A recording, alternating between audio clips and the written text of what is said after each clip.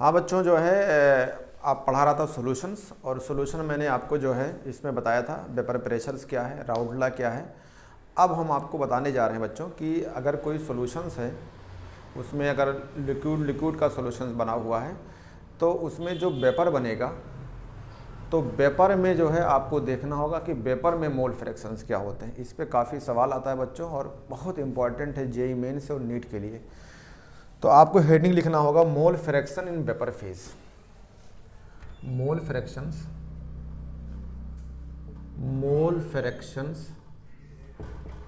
इन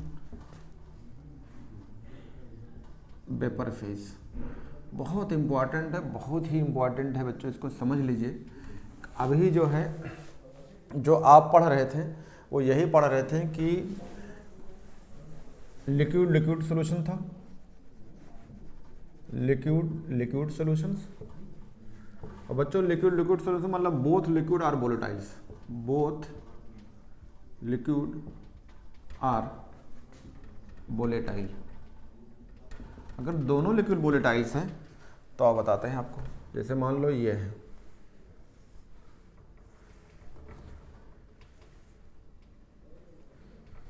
बच्चों इसमें जो है ये लिक्विड्स है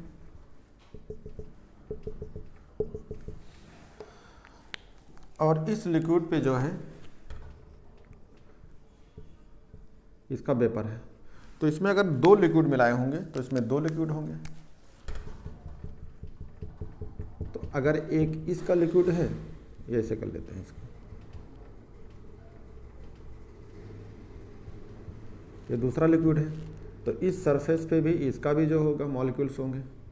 तो बच्चों इसमें दो लिक्विड है, मान लो कंपोनेंट ए है, फर्स्ट कंपोनेंट है, और कंपोनेंट एक सेकंड है। और पहले कंपोनेंट का जो मोल फ्रैक्शंस होगा उसको बच्चों आपने कह दिया कि इसका x1 है और इसका x2 है। कब? जब ये लिक्विड में है। और अगर इनका जो है वेपर बन जाता है तो बच्चों इनका वेपर बनेगा। तो अगर दो वोलेटाइल लिक्विड है तो दो वोलेटाइल लिक्विड का इसमें वेपर होगा। ये दो अलग अलग वोलेटाइल लिक्विड हैं, उनका वेपर है। तो अभी बच्चों हमने आपको बताया कि इस लिक्विड के अंदर अलग अलग दो कंपोनेंट का मोल फ्रैक्शन। अब आप बताने जा रहे हैं जो ये वेपर बना है, इस वेपर का मोल फ्रैक्शन क्या होगा। यानी इस वेपर का मोल होगा और फिर मोल से आप मोल फ्रैक्शन करते हैं। तो इसके लिए आपको पढ़ना होगा डाल्टन्स लॉ। तो डाल्टन्स लॉ बताया था। तो अगर हम मान लेते हैं जो वेपर अलग अलग बने हैं, मान लो ये कंपोनेंट फर्स्ट है तो कंपोनेंट फर्स्ट का ये वेपर होगा, तो इसका मतलब वेपर होंगे। तो इसके लिए हम मोल फ्रैक्शन मान लेते हैं y1 और इसके लिए मोल फ्रैक्शंस हम मान लेते हैं y2 है, ये y2 है।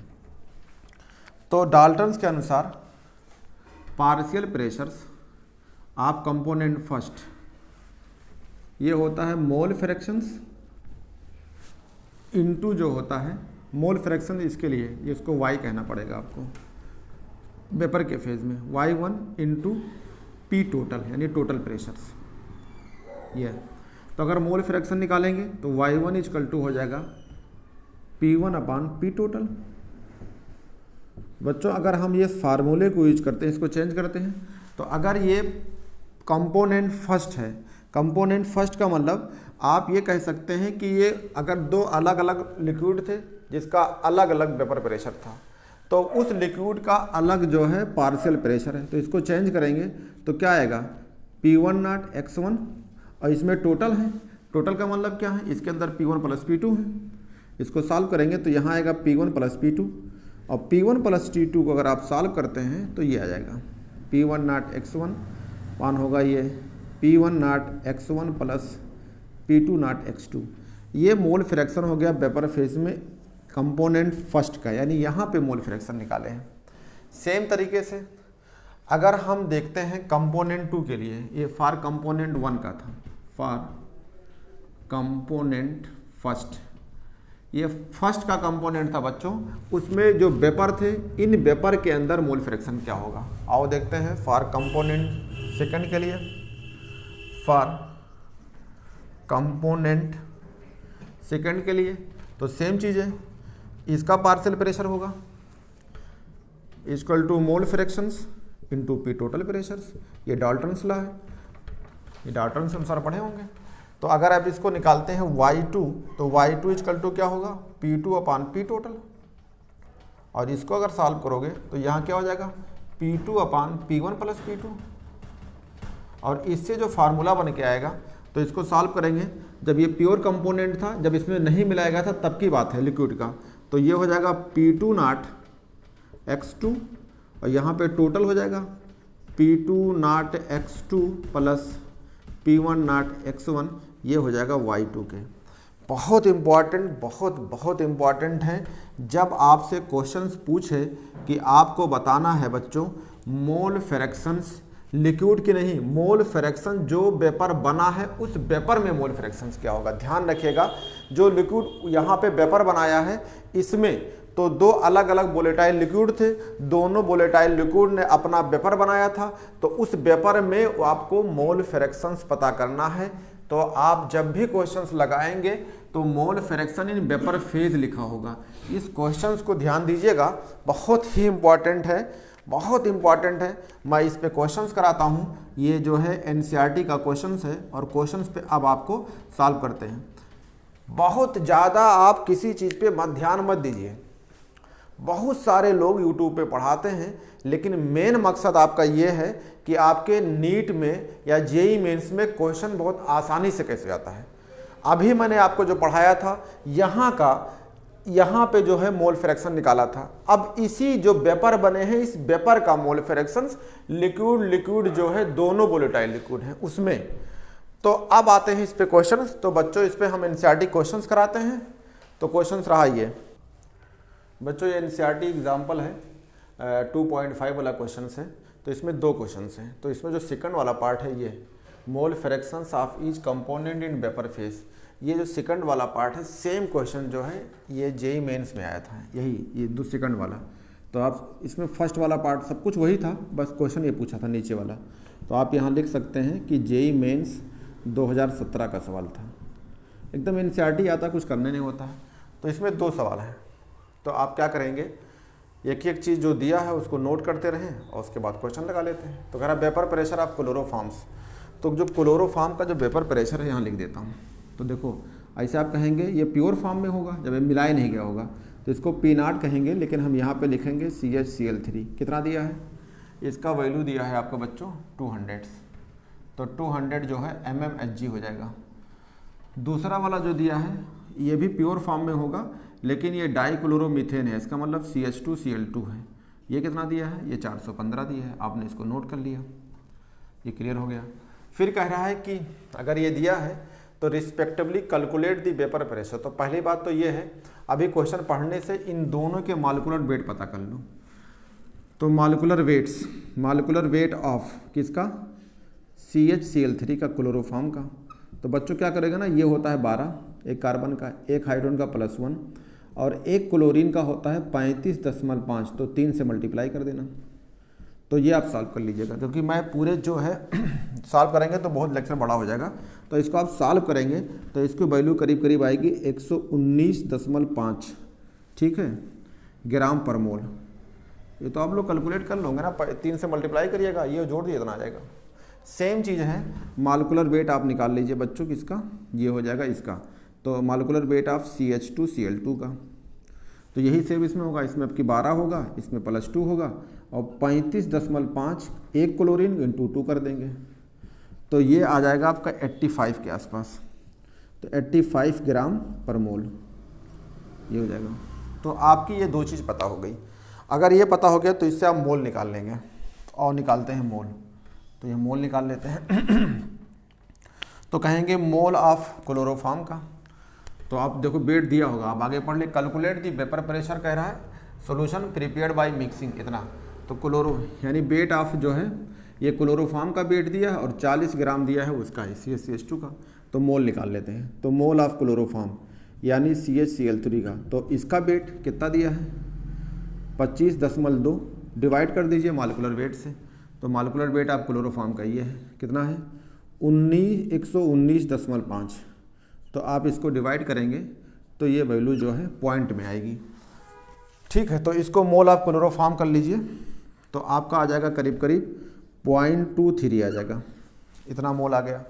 अब सेम बच्चों मोल आपको निकालना होगा CH2Cl2 का, तो इसका मोल कैसे निकालेंगे, इसका वेट दिया है, कितना दिया है, ये 40 ग्राम। 40 आप इसको डिवाइड कर देंगे किससे, 85 से, तो इसका मोल आ जाएगा। तो इसका मोल भी पॉइंट में आएगा लेकिन थोड़ा ज़्यादा आएगा, तो कितना आएगा, 0.47 के आसपास आ जाएगा, ये आ गया मोल। अब अगर मोल निकल आया तो मोल से मोल फ्रैक्शन निकाल सकते हैं। तो आप तो पहली बात तो टोटल मोल निकाल लो, तो टोटल मोल बराबर क्या होगा, दोनों जोड़ दो, तो टोटल मोल इक्वल टू दोनों मोल जोड़ दो, 0.23 प्लस हो जाएगा ये आपका 0.47, तो आपका मोल आ जाएगा 7 3 10 और 4 2 6 और 1 7, यानी करीब करीब 0.7 के आसपास ये आ जाएगा इसका मोल, टोटल मोल आ गया। अब हमें निकालना है मोल फ्रैक्शंस, तो मोल फ्रैक्शन से निकालने के लिए आपको पता है मोल फ्रैक्शन ऑफ क्लोरोफॉर्म, इसका निकालते हैं, तो CHCl3 का मोल फ्रैक्शन, तो कहेंगे उसका मोल यानी जिसका निकालना है कितना आएगा, 0.23 अपान टोटल मोल। टोटल मोल कितना आ जाएगा, टोटल मोल आप आएंगे तो करीब करीब आपका आएगा 0.7 के आसपास, तो 0.7 के आसपास मोल आ गया। इसको डिवाइड करेंगे तो ये भी वैल्यू थोड़ी छोटी आएगी, तो ये 23 है, ये 70 है, यानी पॉइंट में आएगा, तो इसका मोल निकाल लीजिए, तो करीब करीब आ जाएगा ये 3 के आसपास आएगा, 312 के एनसीईआरटी में दिया है, तो इसको आप निकाल सकते हैं। आप डिवाइड करेंगे तो आपको निकल आएगा, कोई बहुत बड़ी चीज़ नहीं है कि इसको हम करें। तो हमारे पास एक फार्मूला होता है मोल फ्रैक्शंस में कि अगर एक मोल फ्रैक्शन निकाल लेते हो तो दूसरे कहेंगे x1 + x2 = 1, तो अगर ये 1 हो जाएगा तो हमने अगर मान लो x1 ये है आपका क्लोरोफॉर्म और x2 आपका ये है, तो x1 का मतलब हो गया ये आपका है CHCl3 और ये आपका x जो है CH2Cl2 है, ये हो गया। तो एक वैल्यू निकली है तो इससे आपका x2 निकल जाएगा, x2 मतलब आपका निकल जाएगा CH2Cl2, तो 1 माइनस आप x1 कर दीजिए, तो 1 माइनस 0.312, तो करीब करीब ये आ जाएगी। इसको अगर सॉल्व करेंगे तो ये हो गया 8, ये हो गया 9 में से आएगा ये भी 8 और ये हो जाएगा 9 यानी 6.688 आ जाएगी। तो ये आ गया आपका मोल फ्रैक्शन इसका, और एक मोल फ्रैक्शन आ गया उसका, दोनों का आ गया, एक तो आपका मोल फ्रैक्शन ये आ गया और एक मोल फ्रैक्शन ये आ गया। तो मोल फ्रैक्शन से बच्चों आप अच्छी तरीके से जानते हो कि इससे हम निकाल सकते हैं टोटल प्रेशर। तो देखो पहला क्या है, calculate the vapour pressure of the solution, ये तो यानी क्या निकाल रहे हैं आप, सॉल्यूशंस पे वेपर प्रेशर्स निकाल रहे हैं, यानी टोटल प्रेशर निकालना है, यानी सॉल्यूशन का प्रेशर है। तो याद करो कितना सिंपल तरीके से हमने आपको बताया था, पी टोटल यानी पी टोटल मतलब पी सॉल्यूशंस का बराबर 2 फार्मूले बताए थे। आप एनसीईआरटी में जाएंगे बच्चों तो एनसीईआरटी में मैंने एक फार्मूला प्रूव किया था, एक तरीका ये और सिंपल है और एक तरीका देखो एनसीईआरटी में हमने कल प्रूव किया था, तो क्या आपका फार्मूला आया था इससे, ये आया था P1 नॉट प्लस, याद करो P2 not minus P1 not into था यहाँ x2, कुछ याद आ रहा होगा, एक और आया था, तो हम किसी एक से निकाल लेते हैं, तो इसकी वैल्यू रखो, तो वैल्यू रखिए बच्चों। तो देखो P1 कितना है, ये देखो इसको आपने क्लोरोफॉर्म पहले वाले को P1 मान लिया, तो क्लोरोफॉर्म का कितना दिया है, तो ये दिया है 200। तो P सॉल्यूशंस जो आप बच्चों P सॉल्यूशन का निकाल रहे हो इसको कहेंगे 200 प्लस क्या होगा, ये 415 होगा, ये दिया है, तो 415 माइनस फिर 200 इंटू ये है x2। x2 कितना है, ये आपने अगर क्लोरोफॉर्म को x1 मान लिया तो x2 कितना होगा 0.688, ये 0.688, इसको सॉल्व कर लीजिएगा आंसर आ जाएगा।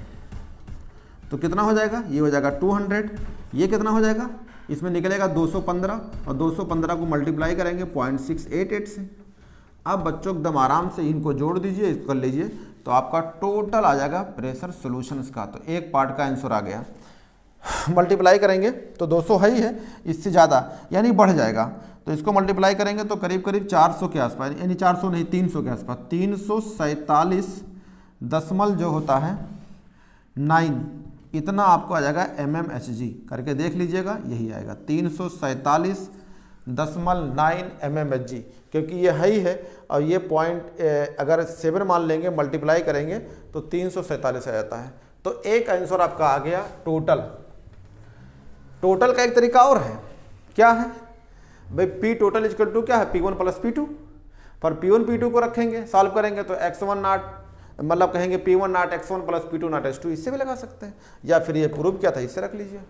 तो ये हो गया। आओ देखते हैं दूसरा आंसर, इसको स्क्रीनशॉट ले लीजिए, फिर जो जेईई मेंस में आया था बच्चों इसको सॉल्व करते हैं, ठीक है। तो ये रहा जो मैंने आपको हेडिंग कहा था, मोल फ्रैक्शन। ध्यान कीजिएगा, mole fraction of each component in vapour phase, बहुत इंपॉर्टेंट है, यही देखना होगा। अगर वेपर फेज की बात कहेगा बच्चों तब आपको फार्मूला हमने जो बताया है उससे लगाना पड़ेगा, ठीक है। तो इसको हम मिटा देते हैं। और अभी आपने देखा था इस क्वेश्चंस के लिए बहुत इंपॉर्टेंट था, तो हम इसको जो भी मोल फ्रैक्शन निकाले हैं इनको हम अलग से लिख लेते हैं यहाँ पे। तो मोल फ्रैक्शन आपका जो क्लोरोफॉर्म का है CHCl3 का, मैं यहाँ लिख देता हूँ, अगर इसकी ज़रूरत पड़ेगी तो यहाँ से नोट कर लेंगे, दोबारा फिर कैलकुलेट करना पड़ेगा। और मोल फ्रैक्शन आया है आप इसका X जो है CH2Cl2 का है 0.688 ये है, और बाकी मिटा दीजिए, ठीक है। तो अब आपको मैं इसको नीचे मिटा देता हूँ और बाकी सॉल्व करते हैं। तो ये रहा। तो अभी आपने क्या कहा, फार्मूला आपके पास क्या था, y1 इजकल टू क्या था, P1 not x1 plus P1 not x1 plus P2 not x2। अगर ये आपका मोल फ्रैक्शन है, y1 माना, तो ये हम इस टाइम मोल फ्रैक्शन कहेंगे हमारा क्लोरोफॉर्म का है। तो निकालते हैं क्लोरोफॉर्म का मोल फ्रैक्शन। तो क्लोरोफॉर्म का मोल फ्रैक्शन निकालना होगा तो आपको क्या करना पड़ेगा, क्लोरोफॉर्म को प्योर फॉर्म में प्रेशर, तो प्योर फॉर्म में क्लोरोफॉर्म का दिया है 200, तो ऊपर हो गया 200, मल्टीप्लाई करेंगे x1 का मतलब अभी ये क्लोरोफॉर्म है, तो कितना है इसका मोल फ्रैक्शन जो लिक्विड में था उसका है ये 0.312, डिवाइड करेंगे, ये P1 नॉट है फिर, यानी यही चीज़ें हैं, यानी 200 इंटू 0.312 प्लस P2 हो जाएगा आपका ये डाइक्लोरो मीथेन वाला प्योर फॉर्म में 415 इंटू यहाँ जो होगा इसका 0.688 ये होगा। इसको आप सॉल्व कर लेंगे। तो अगर बच्चों अगर आप इसको सॉल्व करते हो तो इसकी मल्टीप्लाई करोगे तो नियर अबाउट इसकी वैल्यू आएगी 622.4 ये रहा, ठीक है। और नीचे आएगा यही 62.4 और प्लस इसको मल्टीप्लाई करेंगे तो 285.8 आ जाएगा, 0.5 आएगा, करके देखिएगा वही आएगा, ये रहा। अब इसको सॉल्व करेंगे तो ऊपर 62.4 है और नीचे है, आपको जोड़ लीजिए, तो नीचे जब जोड़ेंगे तो इसका नियर अबाउट आएगा 347.92, चेक कर सकते हो 285.5, यहाँ 62.4 है, 5 4 9 5 2 7 और 8 2 10 और 4 14 ये 347 ये, तो यानी वही आ रहा है। तो अब इसको सॉल्व कर लेंगे, एक आ जाएगा, तो इसको कितना आएगा, जब बच्चों इसको सॉल्व करोगे तो इसकी जो वैल्यू आएगी पॉइंट में ही आएगी, तो करीब करीब ये बड़ी वैल्यू है, नीचे छोटी तो बहुत छोटी है तो छोटी वैल्यू आएगी, तो 0.18 के आसपास आता है। एक आपने निकाल लिया, तो दूसरा निकालने के लिए फार्मूला वही सेम, ये गैस वाला है यानी वेपर फेज में मोल फ्रैक्शन है, चाहे लिक्विड में हो चाहे वेपर में। ये जो x1 x2 था, ये x1 x2 कौन है, लिक्विड में जो मोल फ्रैक्शन है उसका है, और ये कौन से वाले, तो आप यहाँ कह सकते हैं y1 plus y2 equal to 1, ये भी होगा। तो आप अगर मान लो ये y1 निकाल लिए हैं, ये y1 निकाल चुके हैं, यानी आप कहेंगे मोल फ्रैक्शन जो है निकाल चुके हैं, तो y2 निकालना होगा। तो y2 क्या है आपका, तो कहेंगे y2 हमारा जो मोल फ्रैक्शन होगा वो CH2Cl2 का है। तो इसमें से क्या करेंगे बच्चों, एक 1 माइनस कहेंगे y1, और y1 का वैल्यू ये आ गई है तो घटा दीजिए, तो 1 माइनस 0.18, तो कितना हो जाएगा, ये हो गया 2, इसमें से जाएगा 9 यानी 8, यानी आपका आ जाएगा 0.82 मोल फ्रैक्शन हो जाएगा इसका। तो हो जाएगा मोल फ्रैक्शन y2 जो आप कहते हैं वो कहेंगे CH2Cl2 का है ये, तो ये मोल फ्रैक्शन आ जाएगा। तो ध्यान दीजिएगा आप बच्चों, ध्यान दीजिएगा कि मोल फ्रैक्शन किस में पूछ रहा है। अगर mole fraction in vapour phase में पूछ रहा है तो दोनों वोलेटाइल लिक्विड जब वेपर बनाए थे तो उस वेपर में मोल फ्रैक्शंस, और अगर आपसे लिक्विड मोल फ्रैक्शन वेपर ना पूछे तो इसका मतलब x1 x2 जो लिक्विड के फॉर्म में है उनके मोल फ्रैक्शंस, तो दोनों में फ़र्क है। क्वेश्चन में हमेशा जब पूछेगा तो कहेगा मोल फ्रैक्शन, ये लिखा है देखो यहाँ इस पे, mole fraction of each component in vapour phase, साफ साफ वेपर फेज दिया है। तो ये जेईई मेंस में आया था, ये क्वेश्चंस बहुत कॉमन है, इसमें 2 क्वेश्चन थे, मैंने दोनों क्वेश्चन सॉल्व करा दिया। अब हम चलते हैं इंटेक्स पे, एक क्वेश्चन आया हुआ है।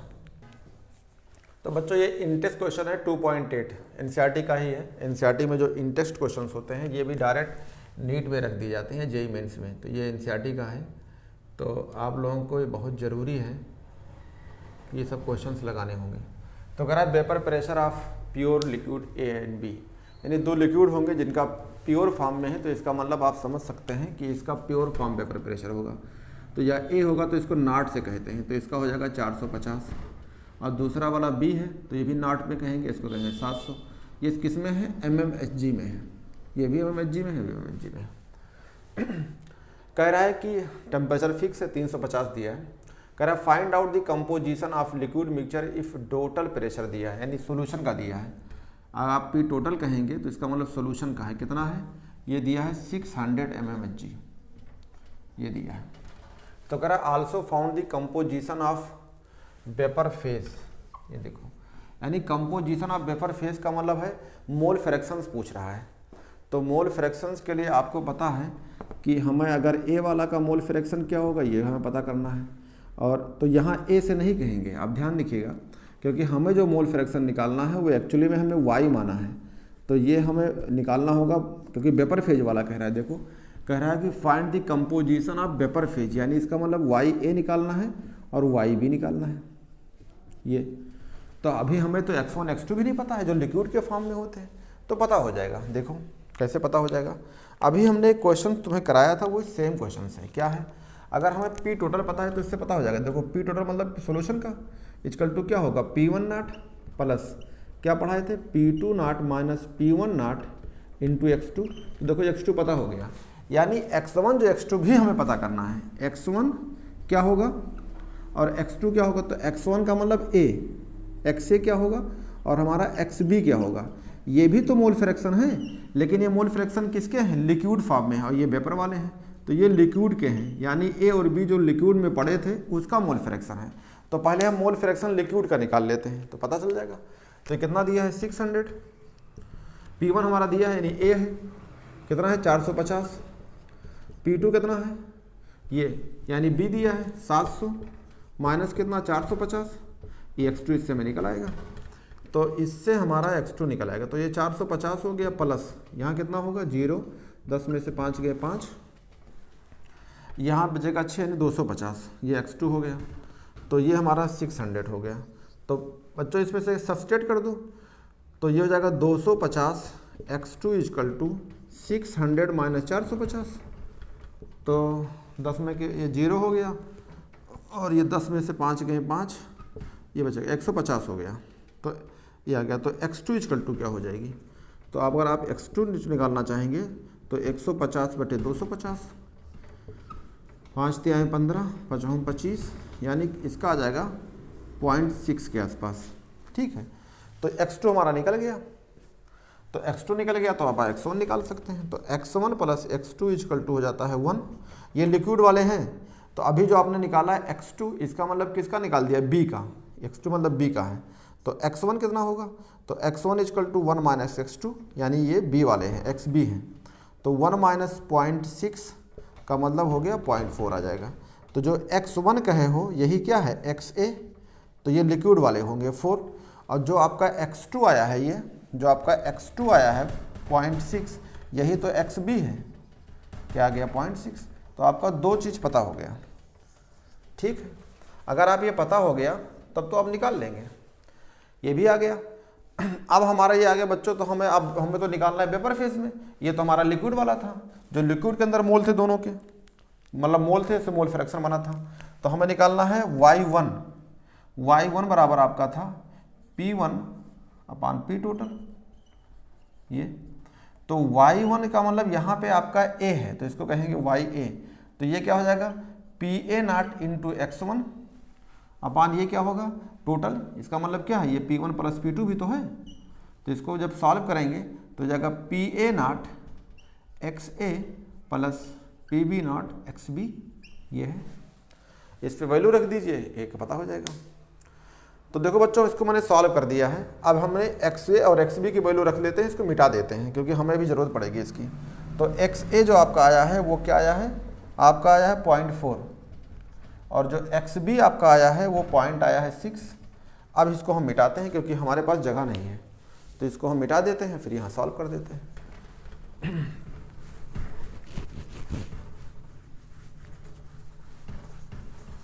अब यहाँ पे हमें y1 का मतलब XA, तो हमें अब जो हो जाएगा YA इजकल टू PA का मतलब 450 इंटू X1 का मतलब A, तो हो गया 0.04 डिवाइड बाई, फिर वही सेम है, ये हो जाएगा 450 इंटू 0.4, और ये हो जाएगा PB, ये हमारा B है 700 इंटू कितना है XB हमारा 0.6 है, तो ये सॉल्व कर लेंगे तो इससे आ जाएगा आपकी वैल्यू। ठीक है, तो ये आप सॉल्व करेंगे तो ये आ जाएगा, क्योंकि बहुत बड़ा मुझे इसको नहीं बनाना है तो इसको आप सॉल्व कर सकते हैं। तो ये आ जाएगा, ऊपर मल्टीप्लाई करेंगे, ये जो पॉइंट हट गया ये हट गया, तो 4 पंचे 20 और 4 चौक का 16 2 18 यानी 180 हो जाएगा।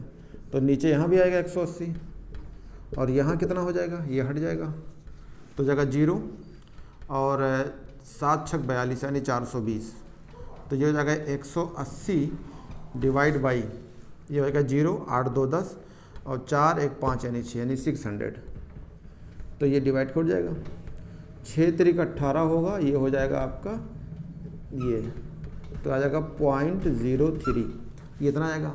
तो दूसरे वालों को निकालेंगे तो आपका YB है, YA है, तो आपके पास फार्मूला होता है बच्चों YA plus YB equal to 1, यानी Y1 प्लस Y2, तो आपका YB निकालना है तो निकाल लीजिए, तो 1 माइनस 0.3 है, तो ये आ जाएगा 0.7।